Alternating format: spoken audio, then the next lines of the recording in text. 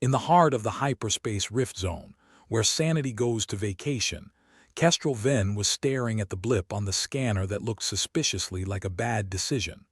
"Well, that's bloody ominous," she muttered, squinting at the console. Her fingers drummed a beat on the armrest of her captain's chair, a throne of faux leather and questionable hygiene.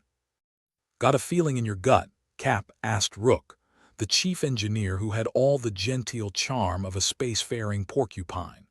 He leaned against the bulkhead, adjusting a loose wire on his toolkit with the finesse of someone who frequently had to reattach fingers.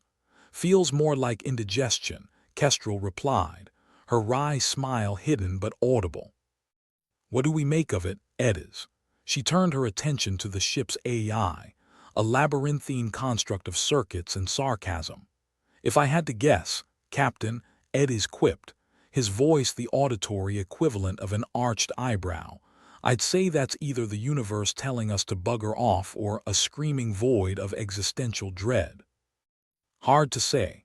"Well, isn't everything a screaming void of existential dread these days?" Kestrel shrugged, her attention flicking back to the anomaly. The blip was an alien craft, looming in the void like a ghost ship in a sea of stars, a relic of some long-gone civilization, or at least a civilization that had the good sense to leave. How it came to rest in the rift zone was anyone's guess, but here it was, taunting them with its immovable presence and faintly glowing runes. "This thing's messing with my head," Jack said, the ship's pilot, with the kind of casual disdain usually reserved for high school reunions. "I'm picking up some sort of emotional frequencies. Feels like watching the last episode of a sad holodrama." "Emotional frequencies," Kestrel raised an eyebrow. "You sure you're not just PMSing, Jax?" "Ha bloody ha," Jax shot back, unamused. "I'm telling you, it's like this thing's sending out emotions. Creepy as hell. If we're gonna check it out, let's at least do it before I lose my mind," Rook added, his voice dripping with the kind of enthusiasm usually reserved for mandatory dental checkups. Kestrel weighed her options, which felt like picking between a rock and a place that was definitely harder than the rock. She wasn't too keen on letting her brains get scrambled, but there was something about that ship, something that whispered sweet nothings of discovery and doom. "All right, strap in and prepare for bad ideas," she ordered, sliding into the captain's chair with the grace of a cat who'd just been kicked off the couch. "Edis, keep the ship steady. Jax, take us in." The ship, affectionately named the Disappointment, a name it had earned through years of consistent mediocrity, lurched slowly towards the derelict craft as if trying to pretend it wasn't interested. Objectively, the alien ship was beautiful, if your aesthetic ran towards the mysterious and foreboding. The docking was smooth, mostly because Jax had the hands of a surgeon and the patience of someone who didn't care if they got paid. "We're latched on," Jax announced, sounding like a man who just remembered he left the oven on. "Brilliant," Kestrel nodded. "Let's go knock on the door and see if anyone's home." The airlock slid open with the reluctance of an old man getting out of bed. Kestrel, Rook, and Jax stepped across the threshold, the hull of the alien ship echoing like the eerie silence in a morgue. The corridor was bathed in a dim, eerie glow that turned their skin a sickly green. "Feels like walking into a horror holo," Rook muttered, holding a flashlight under his chin, casting strange shadows over his stubbled face. "I wouldn't worry," Kestrel replied, her voice low, reverberating slightly in the metal hallway. "Those things always have a final girl. I just hope it's not you, Rook." Jack snorted. "If anyone's dying first, it's definitely him." "Hey, I'm right here, assholes," Rook grumbled, glancing around as if expecting aliens to jump out from the shadows, waving contracts for a reality show. They moved deeper into the ship, the glowing runes on the walls pulsing gently, like the ship was alive and dreaming, or having a stroke. "Anyone else feel like we're being watched?" Jax asked, his voice barely above a whisper. Kestrel nodded, her eyes scanning the walls, trying to discern if the strange symbols meant welcome or please don't touch anything, you idiots. "You know, This place has a real fixer-upper vibe, she observed, tapping a rune lightly with her knuckles. With the right paint job, it could be a lovely weekend getaway. Assuming we don't die, Rook's flashlight flickered, casting their shadows long and twisted. I'm getting some readings, but I can't make heads or tails of them. It's like this place wants us here but doesn't at the same time. Kestrel turned a corner and froze. There, in the center of the next chamber, was a control panel, and on it lay a small, pulsating orb, clearly the source of the emotional frequencies. It sat there, innocent as a grenade at a family reunion. "Well, that's not screaming trap at all," Jax commented, eyeing the orb like it might sprout legs and start dancing. "Only one way to find out," Kestrel said, stepping forward with all the caution of someone who's about to regret their life choices. "Careful," Rook warned, his voice tinged with genuine concern. "That thing doesn't look like it'll play nice." Kestrel extended a hand towards the orb, the air thrumming with its energy. Suddenly, a jolt, like a flicked switch in her mind, and she saw shapes, colors, voices, all clashing in a cacophony of emotion. It was intoxicating and terrifying, like free-falling through a storm of feelings. "Kestrel," Jax's voice cut through the haze, pulling her back. She shook her head, the real world snapping into focus. "Well, that was a trip and a half," she muttered, taking a step back, her head pounding from the mental overload. "You all right?" Rook asked, his usual sarcasm replaced with something that might have been mistaken for worry in the right light. "Yeah, I'm fine," Kestrel replied, waving him off. "Just don't touch that thing unless you want your brain scrambled like eggs on a hangover morning." The crew exchanged looks, each one a silent conversation of concern and curiosity. "What now, Cap?" Jax asked, always the voice of practical reason when things went belly up. "We take a souvenir and get the hell out," Kestrel decided, her decision-making process as predictable as ever. "If it feels like a trap, it probably is, but hey, when has that ever stopped anyone?" The orb was surprisingly light, almost eager to be taken, like it had been waiting eons for someone stupid enough to collect cursed relics. With the orb cradled in her arms, Kestrel led the way back through the corridors, her mind lingering on the images and feelings it had shown her. A warning, a plea, a joke at her expense because the universe thought it was funny. The return trip was quicker. The ship's oppressive aura somehow lessened now that they were leaving, or maybe it was just the relief of not dying yet. As they crossed the threshold back into the disappointment, Kestrel sighed, feeling the comforting shabbiness of her own ship around her.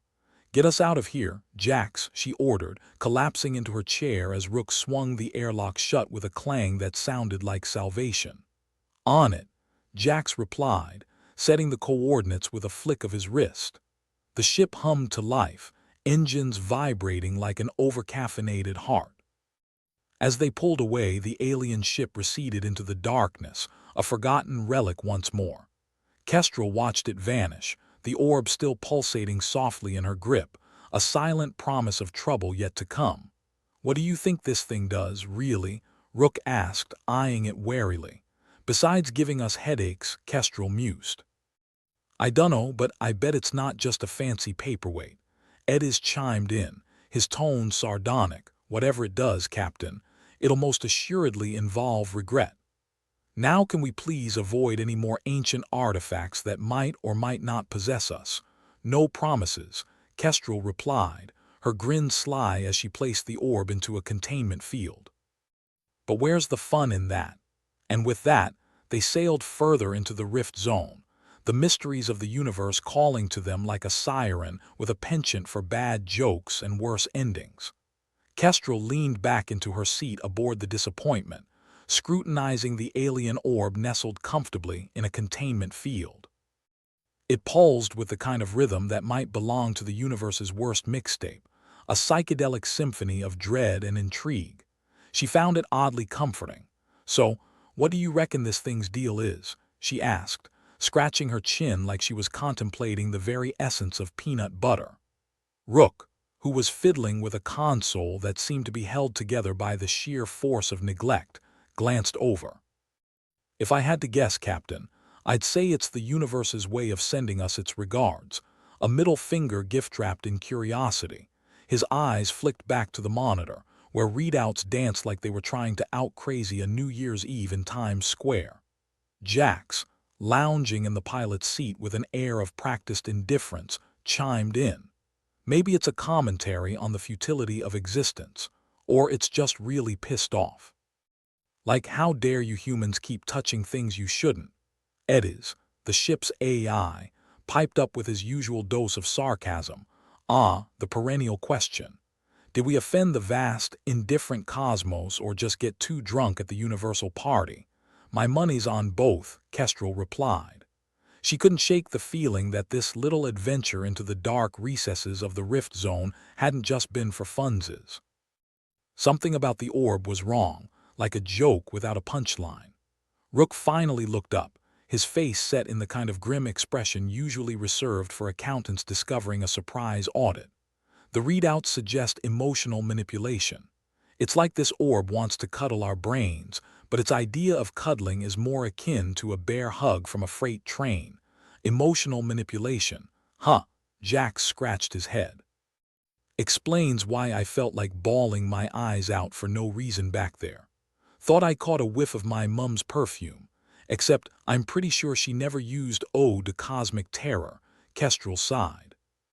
So what do we do with a brain-scrambling orb that's got a penchant for turning us into emotional wrecks? We could always chuck it into the nearest black hole and call it a day, suggested Rook, though his tone was less serious nuclear physicist and more frustrated teen. Tempting, Kestrel admitted, but something tells me it's worth more than that. Feels like it's holding onto secrets, answers maybe. Or just more questions.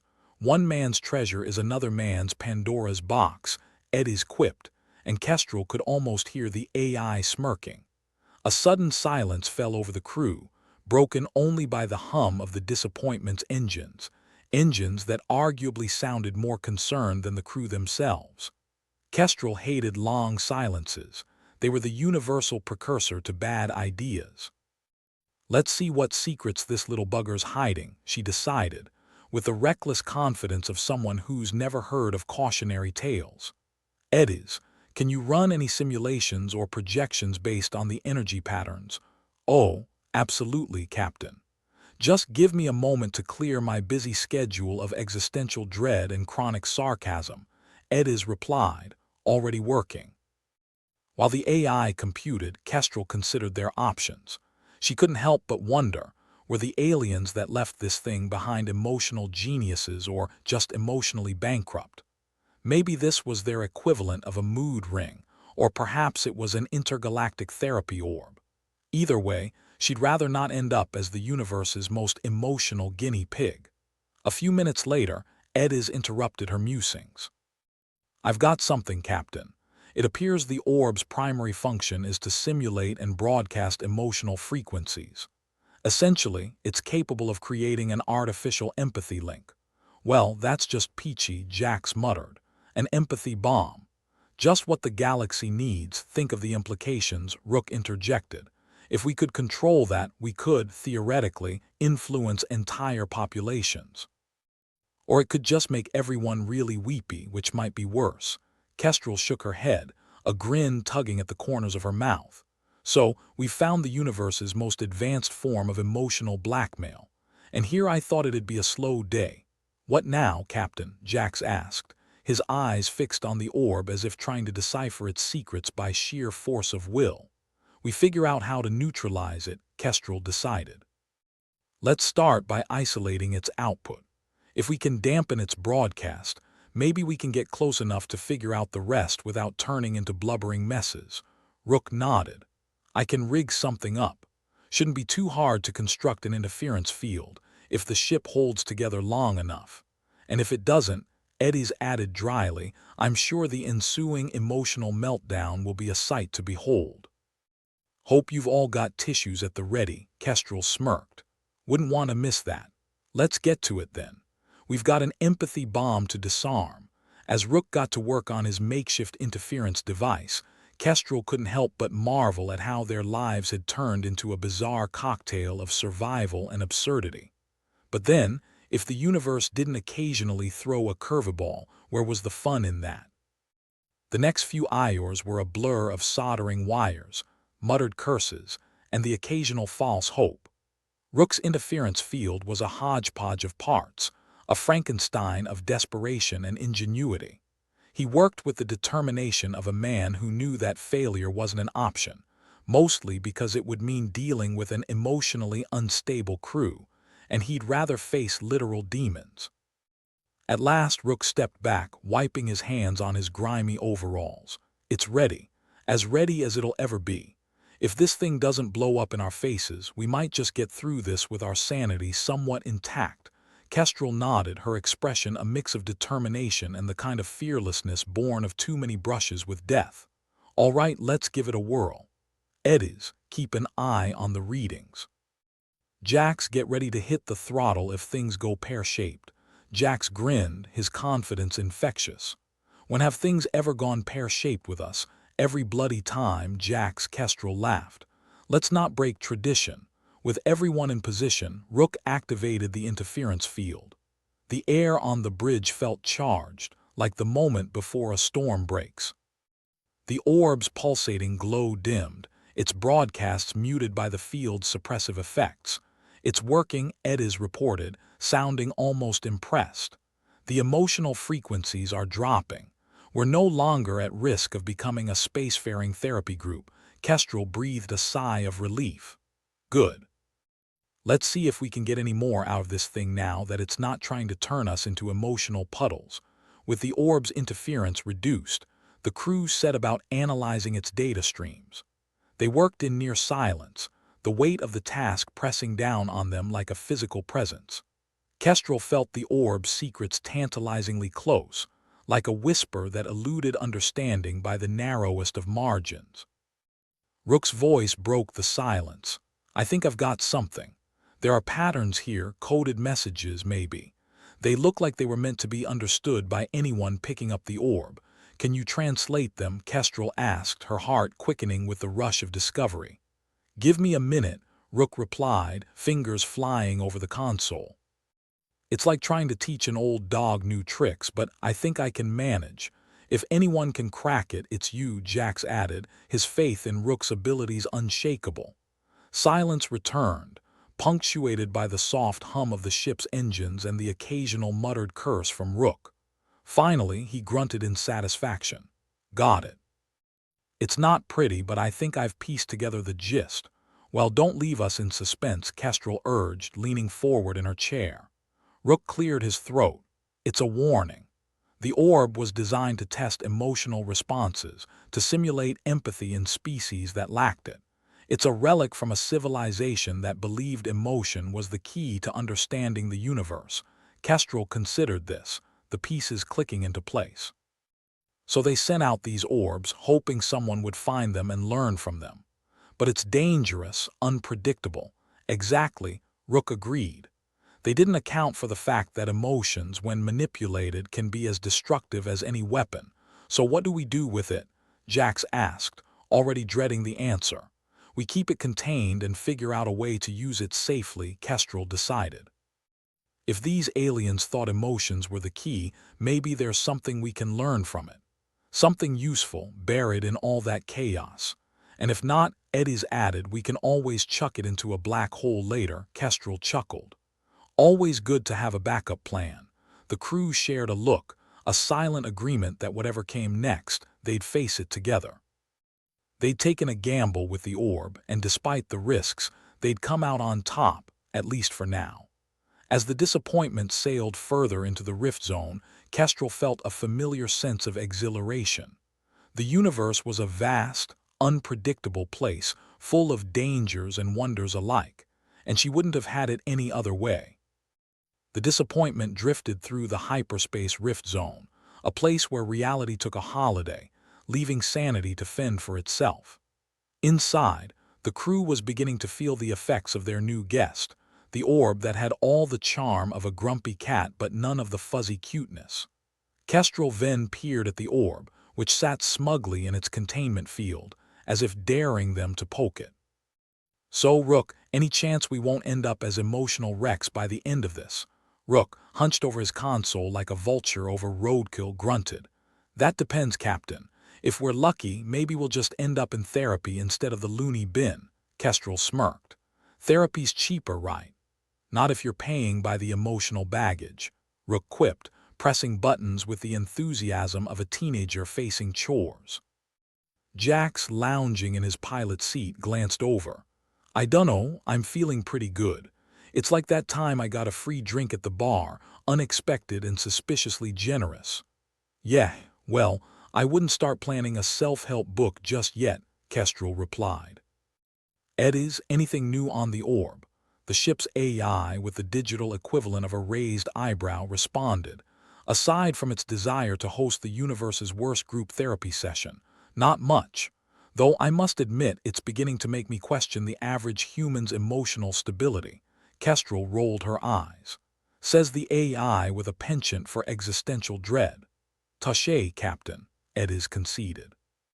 "But keep in mind, I'm not the one forming unhealthy attachments to mysterious space orbs."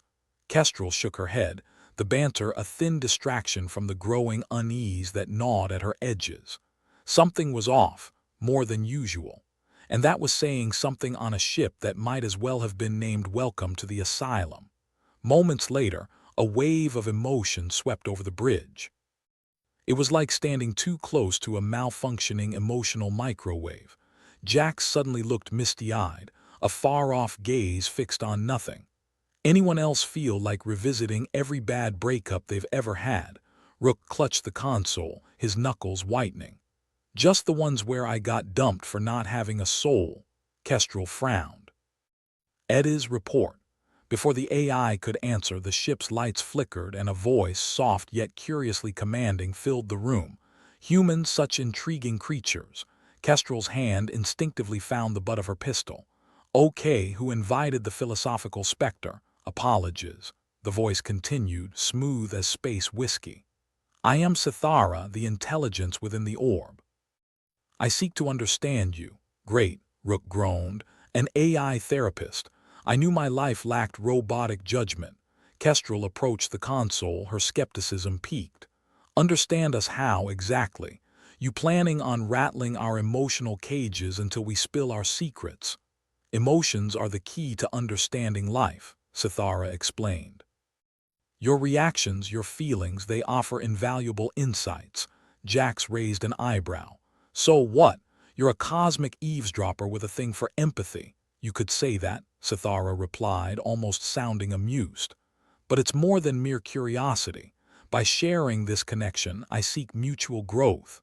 Kestrel exchanged a wary glance with her crew. "By mutual growth, do you mean drive us to near insanity for kicks?" Sithara chuckled, a sound both soothing and unnerving. "Simply put, I wish to observe. However, this is not without risk. If your minds are overwhelmed, it could prove detrimental." Rook snorted. "Detrimental? You mean like leaving us blubbering messes until we start naming the walls?" "Precisely," Sithara acknowledged, unapologetic. "Though I assure you such outcomes are not my intent." Kestrel folded her arms, considering. "And what do we gain from this little experiment of yours?" "Understanding," Sithara replied. "And perhaps in time the ability to harness the emotional energies in ways your civilization has yet to fathom." Jax chuckled. "Yeah, right. And maybe pigs will pilot spaceships." The orb pulsed slightly, as if enjoying the banter. "Skepticism is natural, but I believe you underestimate your potential." Kestrel sighed, feeling the weight of command pressing on her shoulders. "All right, Sithara, we'll play ball for now. But if things get dicey, we're pulling the plug, understood?" "Understood, Captain Venn," Sithara agreed. "I look forward to our journey together." With the tension momentarily abated, Kestrel turned to her crew. "All right, people, let's keep our wits about us. I don't need anyone turning into a human puddle." "Roger that," Rook replied, though his voice lacked conviction. Jax shot her a lopsided grin. "Hey, if I start crying, just know it's not you, it's me." "Good to know," Kestrel chuckled, though her eyes remained on the orb, wary and thoughtful. As the Iors ticked by, the crew felt the orb's influence subtly, like a background hum that threatened to crescendo into madness. Kestrel caught herself reminiscing about her childhood, a time best left buried under layers of sarcasm and cynicism. Rook was next, caught in a loop of regret over missed chances and unspoken words. His usual dry humor gave way to a silent contemplation that was unnerving in its rarity. Jax, on the other hand, seemed to ride the emotional roller coaster with a bizarre sense of joy. "It's like free therapy," he claimed, as if enjoying the ride through his own emotional baggage. Even Eddies seemed affected, its usual wit tinged with an uncharacteristic empathy. "If I had a heart, I'm sure it would be breaking right now," it mused. Sithara's influence was undeniable, but its control was not absolute. Kestrel found herself clinging to her cynicism like a life raft amidst the emotional storm. She knew she had to keep her crew grounded, or risk losing them to the orb's embrace. During a lull in the orb's emotional onslaught, Kestrel gathered her crew. "Listen up.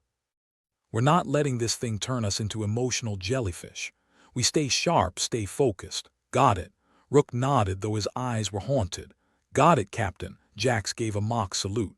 "Aye, no jellyfish here. Eddies, keep an eye on any fluctuations," Kestrel ordered, her tone all business. "I don't want any more surprises." "Understood," Eddies replied, its sarcasm momentarily subdued. The days passed in a haze of emotions and revelations, each crew member grappling with their own demons under Sithara's watchful eye. Yet, amidst the chaos, there was a strange sense of camaraderie. Kestrel found herself sharing stories she'd sworn never to tell, her crew doing the same. It was as if the orb had unlocked a vault of secrets, one they couldn't close even if they wanted to. Rook, usually a closed book, spoke of a family he barely knew, of connections lost to time and space. "Funny how you miss people you never really knew," he mused, surprising even himself.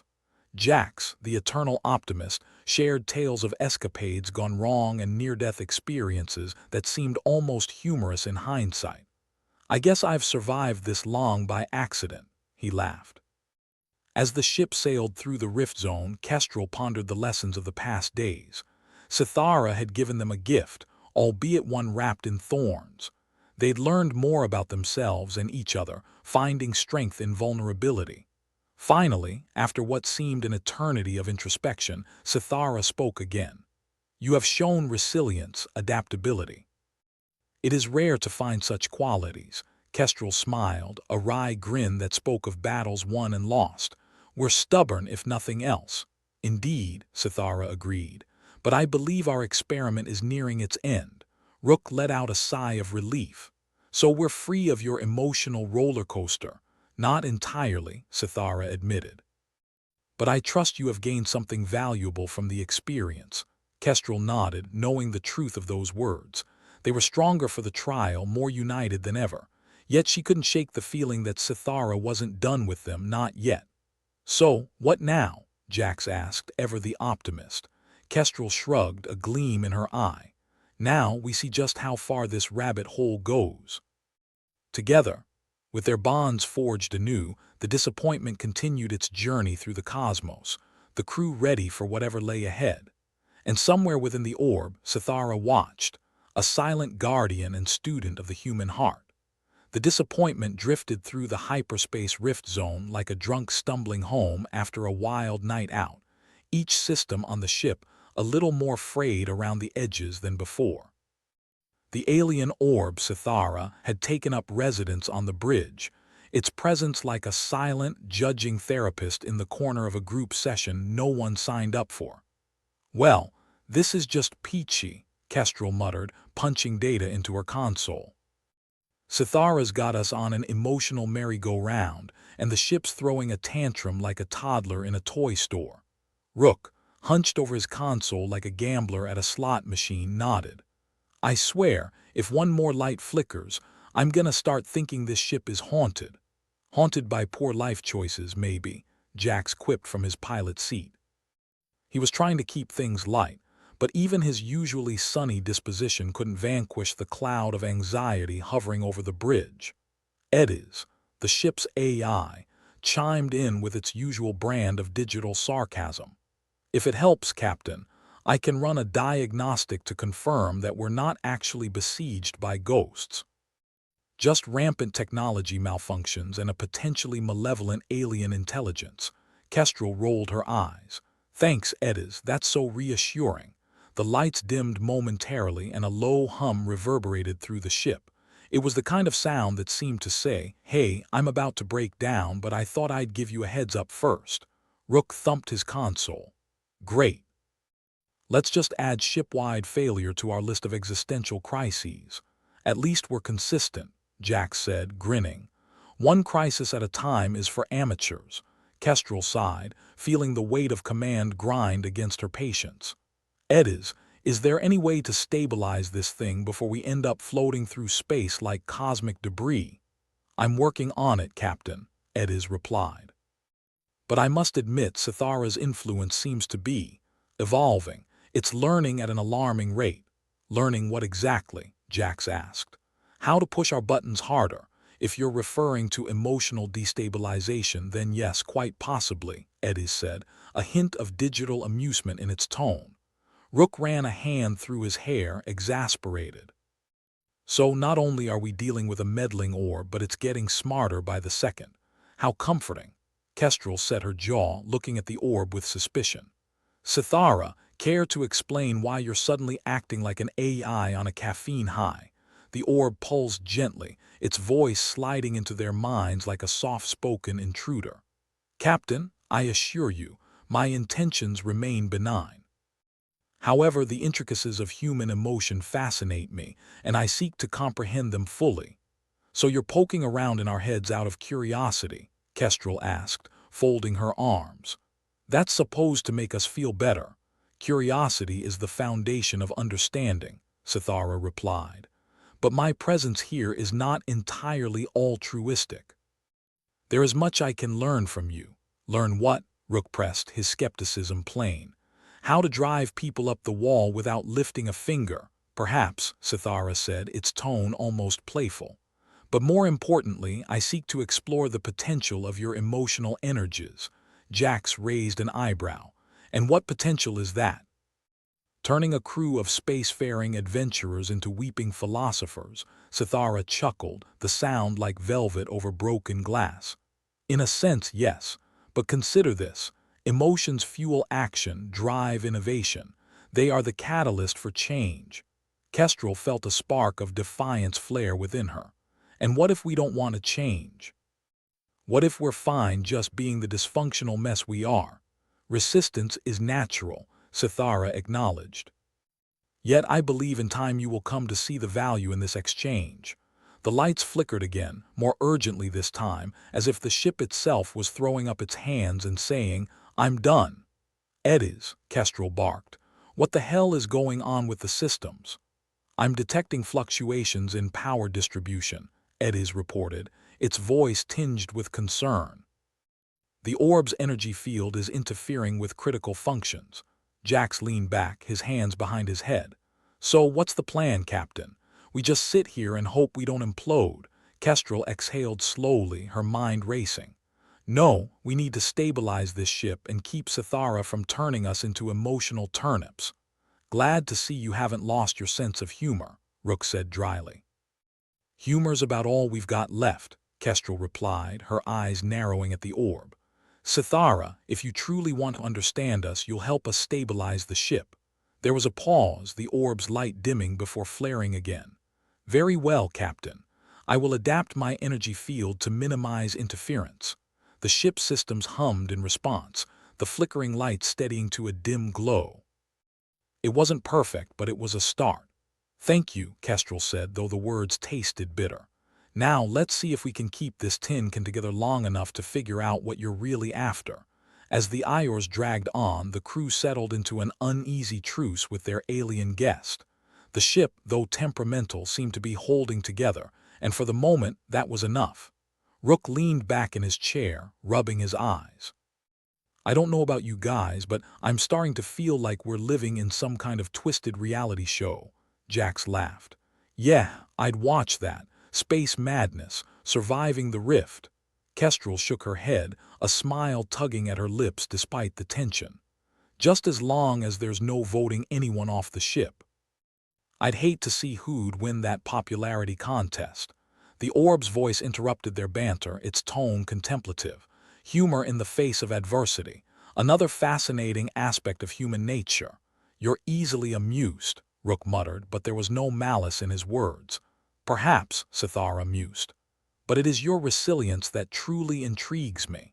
Kestrel turned, meeting the orb's unblinking gaze. Sithara, whatever you're learning from us, remember this. We might be flawed, broken, and stubborn as hell, but we don't give up. Not ever. Indeed, Sithara replied, its voice infused with something akin to respect. It is a quality I am beginning to admire. The lights flickered one last time, then steadied. The ship was still a patchwork of duct tape and hope, but it was their home and it would hold. For now, at least. As they drifted through the rift zone, Kestrel and her crew braced for what lay ahead.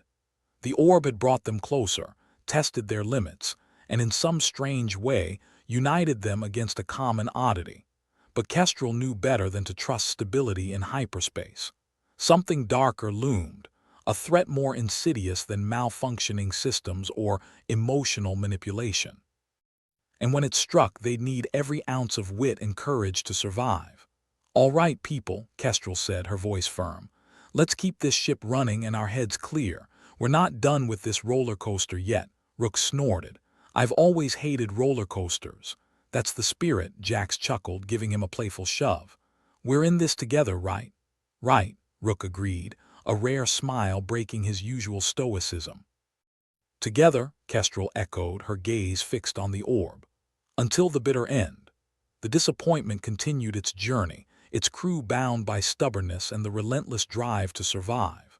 Sithara watched, learning, adapting, a silent passenger on their shared voyage through the unknown. In the cold expanse of space, where madness and sanity danced a thin line, they would find what it meant to be truly human. And perhaps in the heart of that mystery, discover the strength to face whatever loomed in the shadows. Onward they drifted, a motley band of survivors, each embracing their flaws as weapons against the encroaching darkness, ready for whatever the universe dared to throw their way. The disappointment had seen better days, though to be fair, that wasn't saying much. It was a ship that had always been more duct tape than design, more perseverance than precision. But if the crew had to choose one place to brave the madness of the hyperspace rift zone, it might as well be this metal coffin with its many quirks.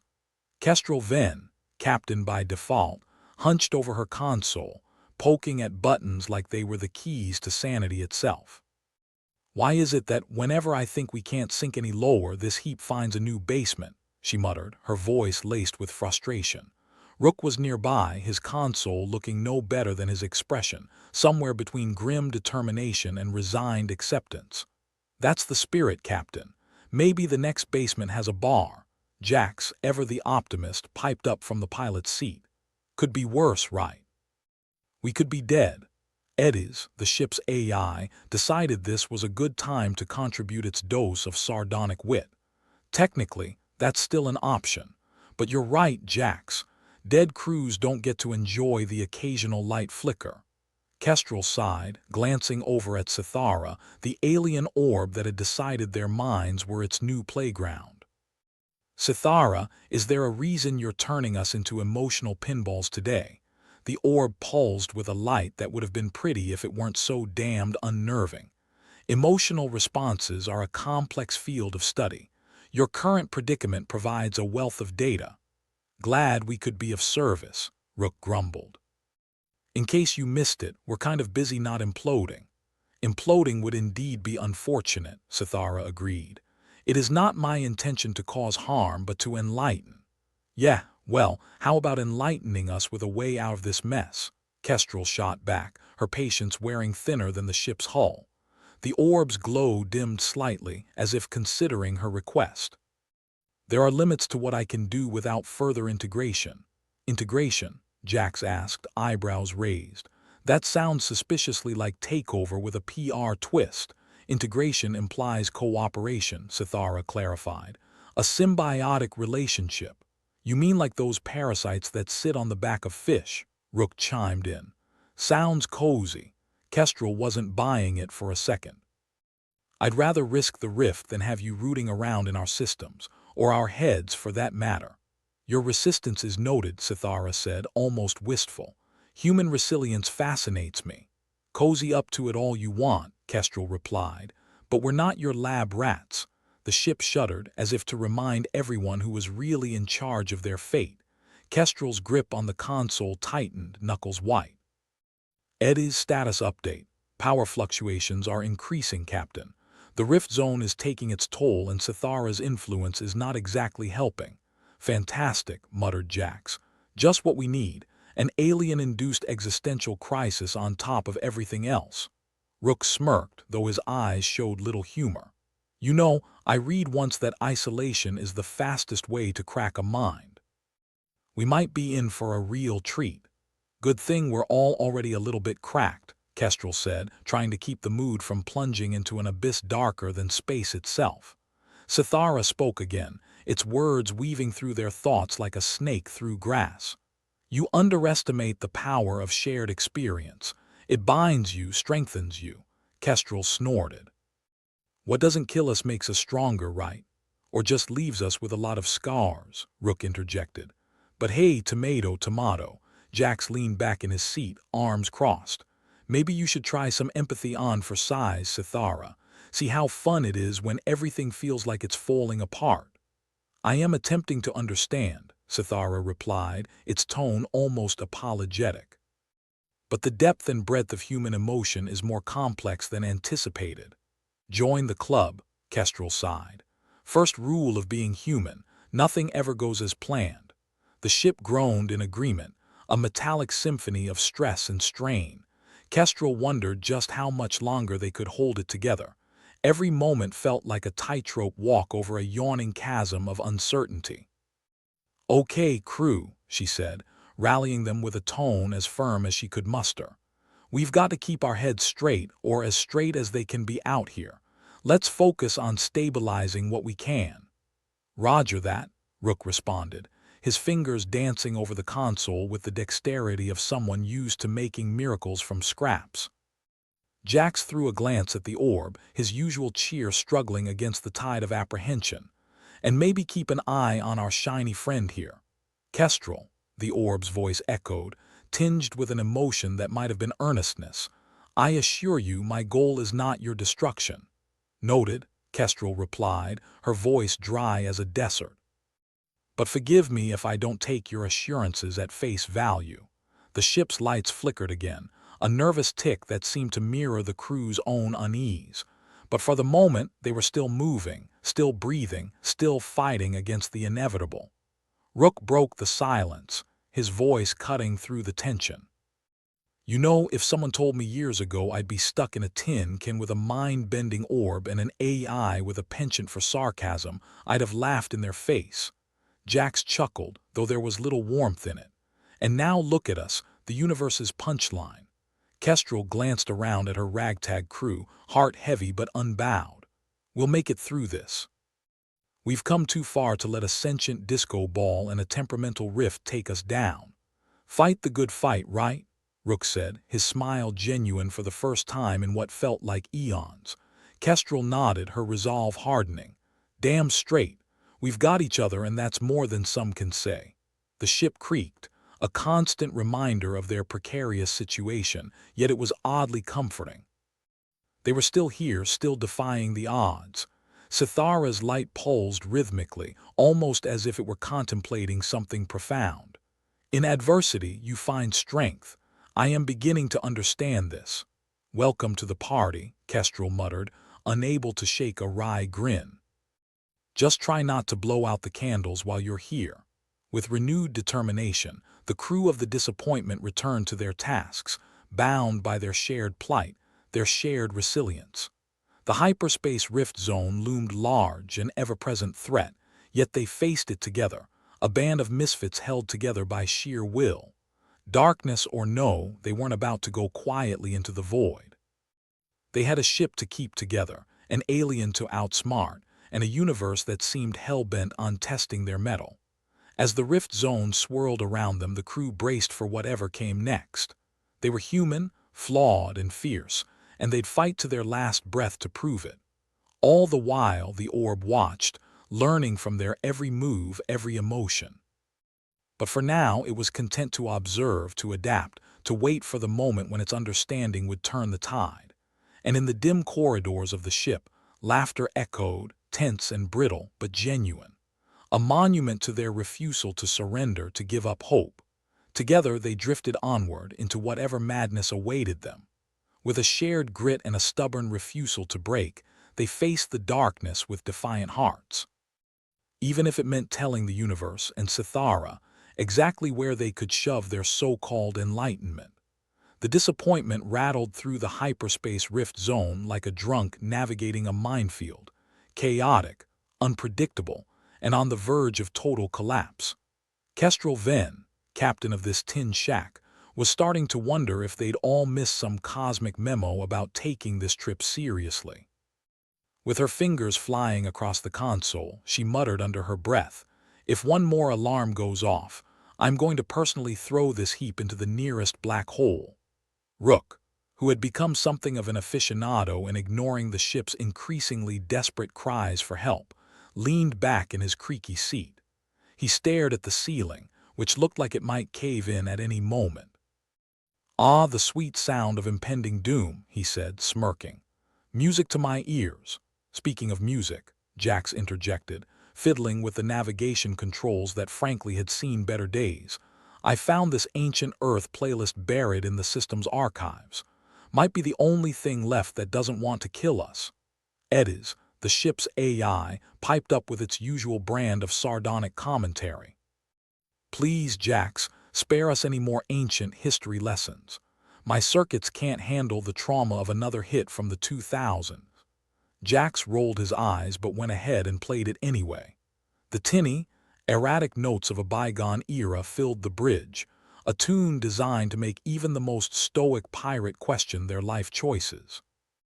Rook chuckled, a low, gravelly sound that might have been mistaken for a cough in a healthier environment. "What's the matter, Edis?" Rook asked. "Feeling a little nostalgic for your past life as a jukebox. More like I'm trying to stave off the urge to self-destruct," Edis replied. Kestrel's patience, already hanging by a frayed thread, snapped. "Look, can we focus on not dying for 1 minute? I'm getting tired of playing babysitter to a ship that feels like it's held together by sheer stubbornness and bad jokes." "That's a tall order, Captain," Rook said, half his attention still lost somewhere in the ceiling. "This ship and bad jokes are like peas and carrots. More like bad jokes and food poisoning," Jax added with a smirk. Amidst the banter, Sithara, the alien orb that had nestled into their lives like an uninvited houseguest, pulsed gently. Its glow cast strange shadows across the bridge, a reminder of just how far off the deep end they'd gone. And yet, it was hard to shake the feeling that Sithara was listening, maybe even understanding. Kestrel eyed the orb suspiciously. "You got anything useful to add, or are you just going to sit there glowing ominously? Sithara is always contributing to the advancement of knowledge," the orb replied with a hint of what might have been pride. "Your interactions provide valuable data." "Well, aren't we just the gift that keeps on giving?" Rook muttered. Kestrel's frustration gave way to a spark of curiosity. "Rook, you capable of pulling any rabbits out of your hat with this thing?" Rook shrugged. "Can't promise rabbits, but I've been thinking, what if we try communicating with Sithara differently? Not just words or logic, but something more human."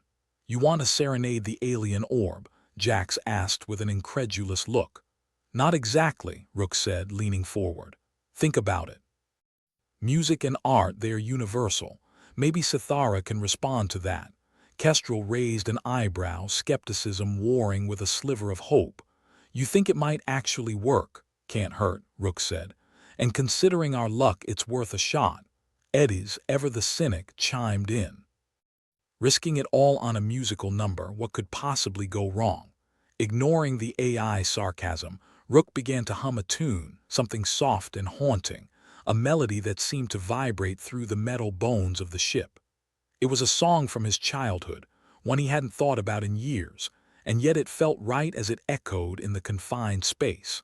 Sithara's light flickered, almost like it was responding to the melody. The orb pulsed in time with the beat, a rhythm that seemed to resonate with something deep within its core. Kestrel watched, a mix of surprise and amusement on her face. "Well, I'll be damned. I think it's actually working."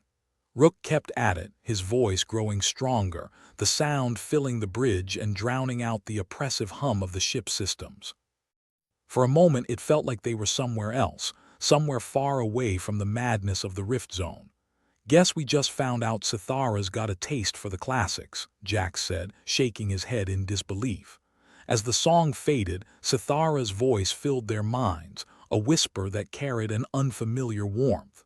"Your expression is captivating. It evokes a response I did not anticipate. Looks like we've got ourselves an art critic," Rook said, a note of triumph in his voice. Kestrel nodded, a small smile tugging at her lips. "Well, Sithara, welcome to the human experience. It's messy, unpredictable, and occasionally tuneful." The orb's glow softened, its presence less intrusive, more part of their strange little family. "There is much to learn, much to explore in your emotional spectrum. Glad you're finally on board," Kestrel said, feeling a flicker of relief. But as the ship groaned its reminder of reality, Rook's initial success felt like just the beginning. They'd hit a milestone, sure, but they were still adrift in a nightmare with no clear way out.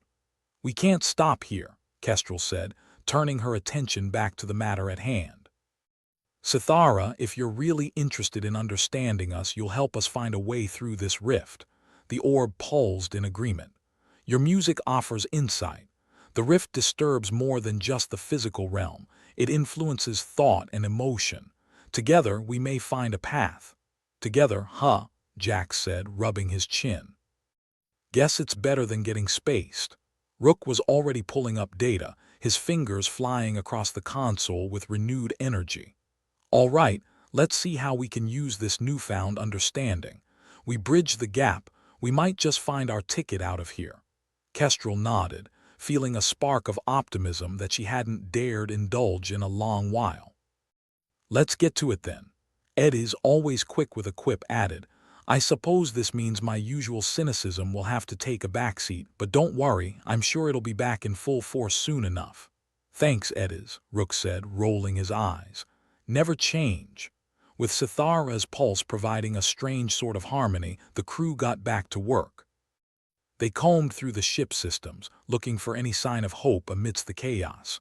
And while the rift still loomed large, its influence pressing on them like a weight that was impossible to ignore, there was a glimmer of something else.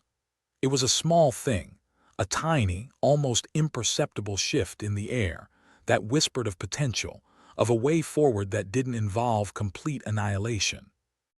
For the first time in what felt like forever, it seemed like the universe might just have a sense of humor after all. "So, what's next?" Jax asked, glancing between Rook and Kestrel. Rook looked up from his console, a rare light of determination in his eyes. "Next, we find a way to use this connection. Music might have opened the door, but we'll need more if we're going to walk through it." "Good thing we're not short on crazy ideas," Kestrel said, the corner of her mouth twitching up in a half-smile. "Crazy ideas are our specialty," Jax agreed, the optimism in his voice infectious. Sithara's light pulsed again, its tone thoughtful. "In the face of adversity, you adapt. This is a trait I find most." "Promising." Kestrel's eyes narrowed with a mix of caution and curiosity. "Let's just hope you're not leading us into a trap." "Trust is a fragile construct," Sithara replied, the glow of its light unwavering. "But I assure you my intentions are sincere." "Yeah, well, forgive us if we don't roll out the welcome mat just yet," Rook said, though there was no malice in his words. With the ship trembling around them, the crew of the Disappointment worked tirelessly, fueled by the knowledge that they were onto something that maybe, just maybe, they could outwit the rift and the chaos it promised. The music had been the first step, a bridge between worlds. Now it was up to them to finish what they'd started, to take this fragile alliance and turn it into something that could save their skins. And even as the darkness pressed in, the crew held on to the one thing that had always set them apart, their humanity. Flawed, yes, but fiercely determined, and as they'd come to learn, a force of nature all its own. As the ship continued its precarious journey through the rift, Kestrel, Rook, Jax, and even Eddies held fast to the only reality that mattered. They were still fighting, still defying the odds. Maybe, just maybe, they'd come out the other side in one piece. And if not, well, at least they'd go down swinging, with a song in their hearts and a snarky quip on their lips.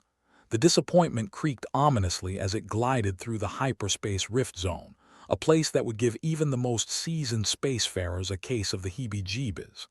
Kestrel Venn, captain and eternal babysitter, glared at the ship's console. "All right, everyone, let's try not to explode today. I'm not in the mood for dying."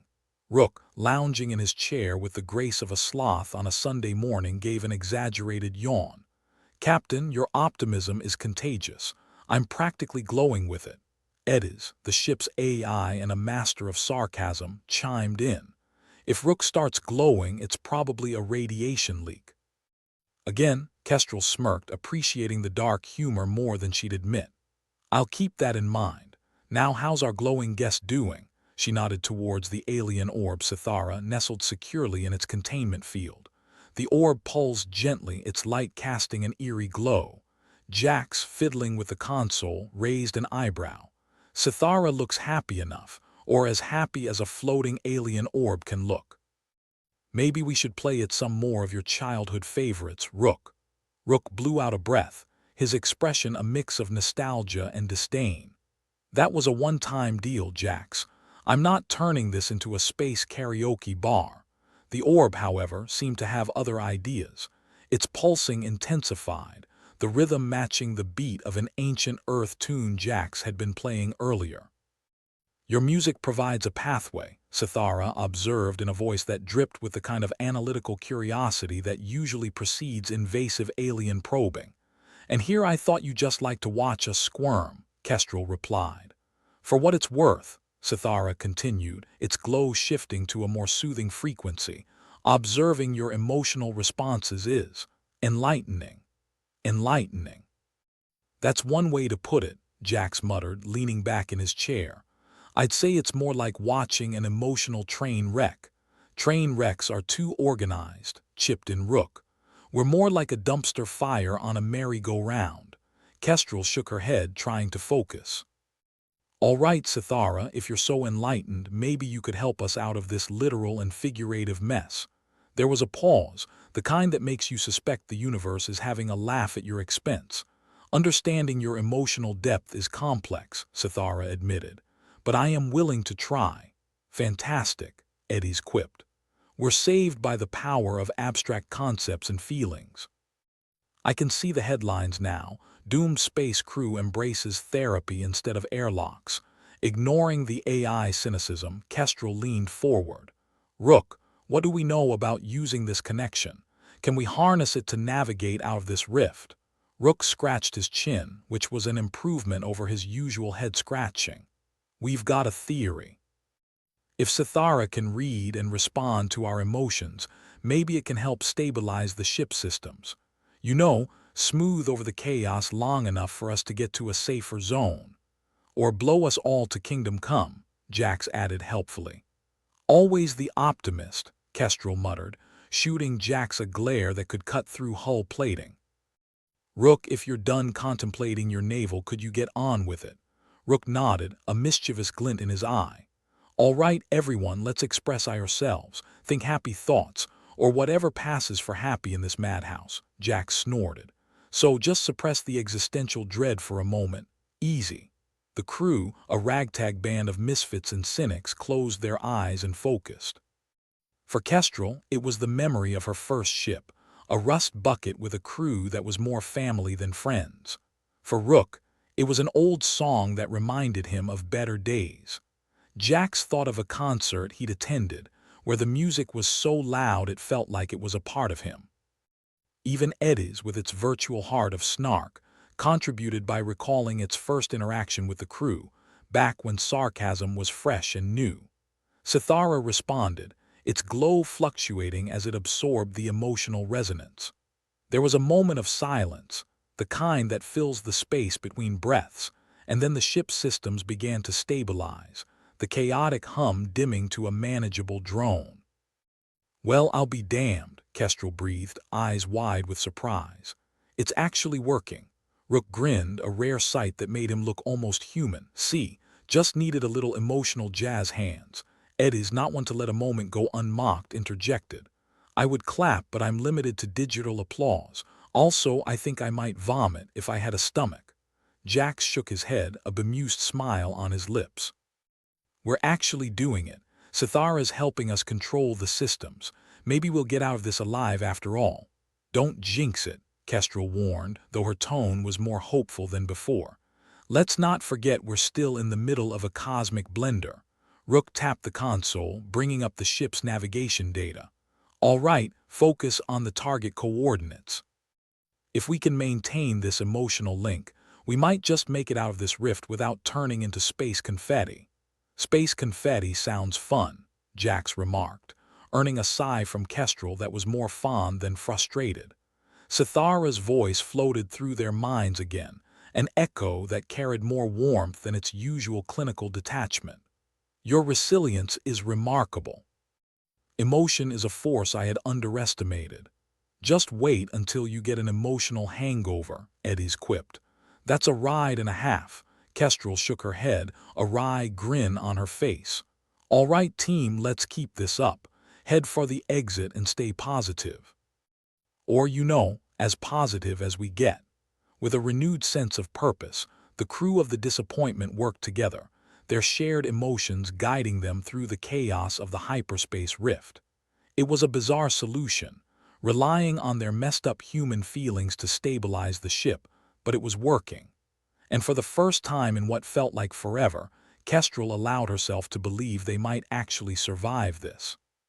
"Keep it steady," Rook called out, his hands dancing over the controls. "We're almost through."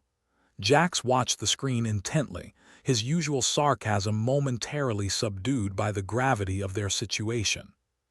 "I never thought I'd see the day when emotions would save our asses." "First time for everything," Kestrel replied, her eyes glued to the viewport as the swirling chaos of the rift gradually gave way to the more familiar, if still hostile, darkness of normal space. Sithara's glow softened, a subtle acknowledgement of their shared success. "Your capacity for adaptation continues to surprise me. You're not the only one," Kestrel said, glancing at the orb. "Thanks, Sithara. We couldn't have done it without you." "Indeed," Eddie's added, though its tone was as dry as ever. Who knew the key to survival was a group therapy session with an alien orb? As the last vestiges of the rift disappeared behind them, the ship's systems purred back to life, the threat of imminent demise finally receding. The crew, exhausted but triumphant, exchanged relieved glances. "So, what now?" Jax asked, stretching his arms above his head. "We just head home and pretend this never happened." "Sounds like a plan," Kestrel replied, though her gaze lingered on Sithara. "But maybe we keep a little bit of this with us, for the road." "Always room for one more stray," Rook said with a smirk, relaxing into his seat. Sithara pulsed gently. "I would like that. There is much more to learn from you. Just wait until you meet the rest of humanity," Eddie said. "We're like a never-ending circus of emotional baggage." Kestrel chuckled, the sound more genuine than it had been in a long time. "All right, let's set a course for somewhere less. Rift-Y. I could use a vacation." "Amen to that," Jax agreed, setting the new coordinates with a flourish. As the Disappointment cruised away from the rift zone, the crew allowed themselves a moment of peace, comforted by the knowledge that they had faced the chaos and come through stronger for it. In a universe full of unpredictability and danger, it was their humanity, flawed, messy, and gloriously resilient, that had seen them through. And with Sithara now a willing companion, the future, uncertain as it was, didn't seem quite so daunting. "All right, everyone," Kestrel said, a smile tugging at the corners of her mouth. "Let's get out there and see what fresh hell the universe has in store for us next." The crew laughed, the sound echoing through the ship like a promise of more adventures to come. And as they sailed into the stars, the disappointment was anything but. The disappointment, the rusted bucket of bolts barely holding itself together, cruised through normal space with all the grace of a drunk space whale. Kestrel then leaned back in her chair, a relieved smirk playing on her lips. "All this time, I thought it was the mechanical failures that would do us in," she drawled. "Turns out it was just our collective emotional constipation." Rook, the self-proclaimed navigator of chaos, chuckled. "And here I thought emotional release was just a myth, like the tooth fairy or a politician with integrity." Jax, whose love for sarcasm rivaled a black hole's appetite, managed a grin. "Let's not get too cocky. We're still flying a ship that's more duct tape than design. One wrong move and we're space debris." Sithara's orb glowed gently in its containment field, casting an eerie yet strangely comforting light around the cockpit. "Your resilience is commendable," it hummed, its voice a melodic contradiction to their usual banter. "I find myself intrigued by your species."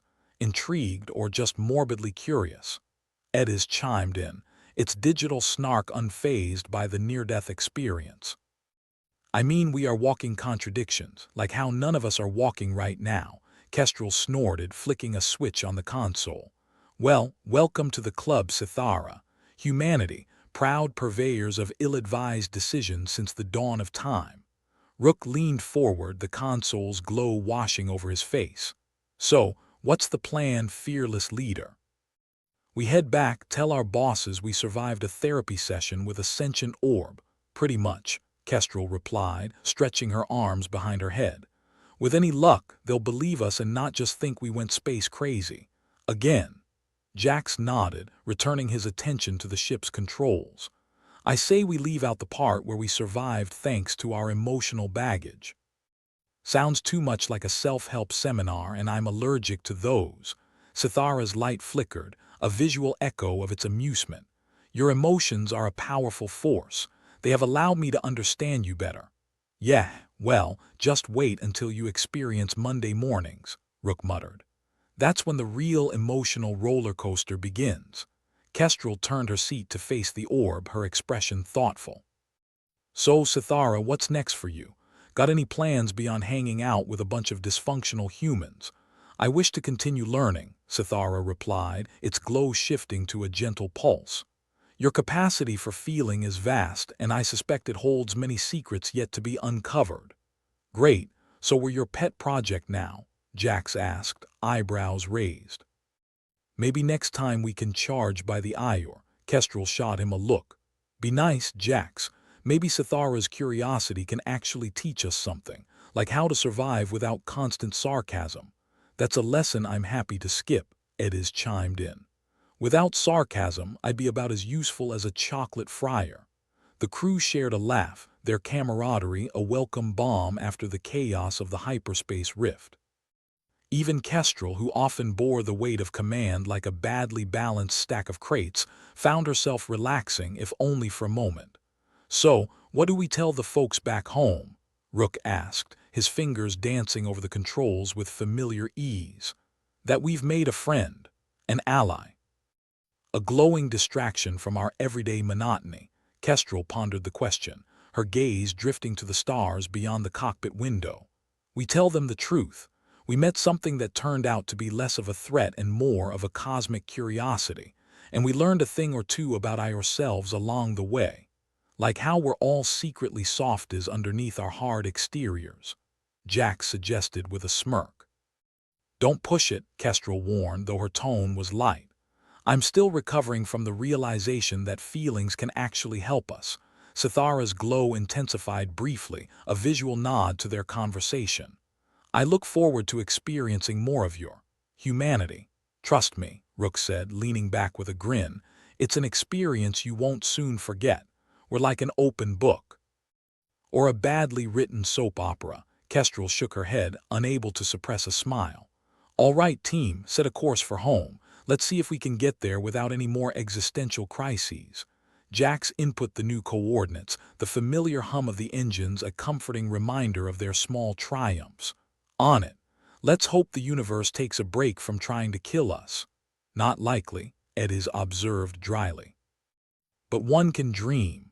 As the disappointment cruised through the vast emptiness of space, the crew settled into a comfortable silence, the kind that comes after weathering a storm.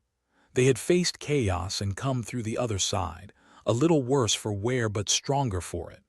In the quiet of the cockpit, Kestrel allowed herself a moment to reflect. They had survived against the odds, thanks to a blend of luck, stubbornness, and a newfound ally in Sithara. The universe, vast and indifferent, had thrown them a curveball, and they had hit it out of the park, more or less. "Here's to surviving the unsurvivable," Rook said, raising an imaginary glass. Jax joined in the toast, a grin plastered across his face. To emotional baggage and therapy orbs, Kestrel chuckled, the sound a balm for her weary soul, and to whatever fresh hell awaits us next. "Ah, optimism," Eddie's quipped. "The rarest of commodities on this ship."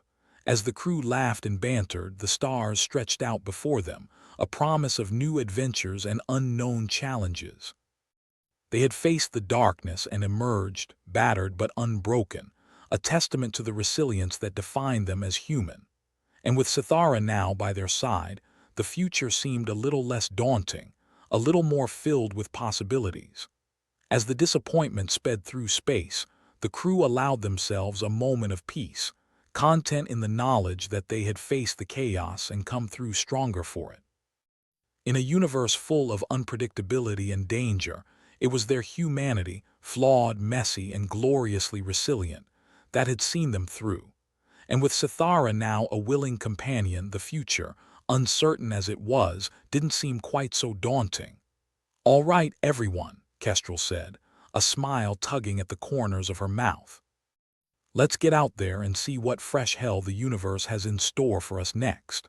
The crew laughed, the sound echoing through the ship like a promise of more adventures to come. And as they sailed into the stars, the disappointment was anything but a testament to their shared journey and the bonds forged in the crucible of chaos. With a renewed sense of purpose and a new ally in Sithara, they were ready to face whatever challenges the universe threw their way. And if that meant more emotional therapy sessions with a sentient orb, well, they'd tackle that too, with the same irreverent humor and resilience that had seen them through so many trials before. The stars beckoned, a vast playground of endless possibilities, and the disappointment sailed forth, a testament to the unyielding spirit of humanity. For Kestrel and her crew, the journey was far from over. But together, they were ready for whatever came next, armed with nothing more than their wits, their humor, and a glowing orb that had become more than just a passenger.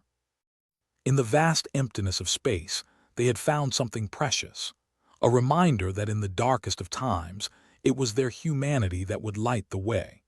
And so, with hearts a little lighter and spirits a little brighter, they set their course, ready to face whatever lay ahead with the same grim determination that had carried them through so much already. As the disappointment cruised on, the crew knew one thing for certain. Whatever happened next, they would face it together, with laughter, sarcasm, and an unwavering belief in the power of humanity. And that, in the end, was the greatest strength of all.